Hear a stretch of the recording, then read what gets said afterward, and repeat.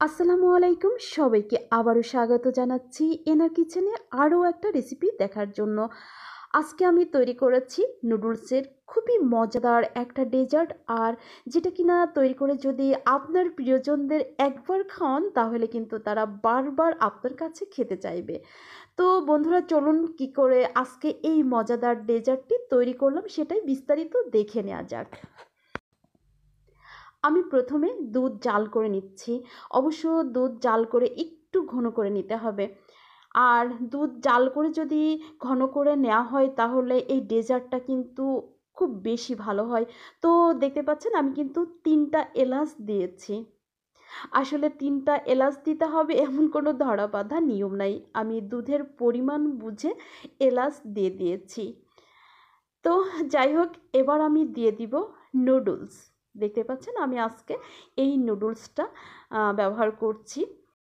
আপনি চাইলে নুডলস সেদ্ধ করে নিতে পারেন, আবার এভাবেও দিতে পারেন। তো এভাবে দিলেই বেশি ভালো হয়। দেখতে পাচ্ছেন আমি নুডলস দেওয়ার পরে খুব ভালো করে রান্না করে নিচ্ছি। আসলে এটা রান্না করা একদমই সহজ, কিন্তু খেতে এতটা টেস্টি হয় যে আমি আপনাদেরকে বলে বোঝাতে পারবো না। তো যাই হোক, দেখতে পাচ্ছেন আমি কিন্তু এবার পরিমাণ মতো চিনি দিয়ে দিচ্ছি। চিনি দিবেন আপনার মিষ্টি খাওয়ার উপর নির্ভর করে, যে যতটুকু মিষ্টি খেতে পছন্দ করেন ঠিক সেই পরিমাণ চিনি দিলেই হবে। তো যাই হোক, এবার আমি দিয়ে দিচ্ছি কর্নফ্লাওয়ার। 1 টেবিল চামচ কর্নফ্লাওয়ার নিয়েছি, আর কর্নফ্লাওয়ার আমি দুধের সাথে একটু মিশিয়ে নিয়েছি। এবার কর্নফ্লাওয়ার দেওয়ার পরে ভালো করে নাড়তে থাকতে হবে, নইলে কর্নফ্লাওয়ার একটু দলা দলা হয়ে যেতে পারে, অর্থাৎ দলা পেকে যেতে পারে। তো যাই হোক, কর্নফ্লাওয়ার দেওয়ার পরে এবার দিয়ে দিচ্ছি 1 চা চামচ ঘি। আর ঘিটা কিন্তু অবশ্যই দিতে হবে, ঘি না দিলে এর স্বাদটা এভাবে আসবে না, অর্থাৎ খুব বেশি স্বাদ আসবে ঘি দেওয়ার জন্য। এর জন্য বন্ধুরা অবশ্যই অবশ্যই ঘি দিতে হবে।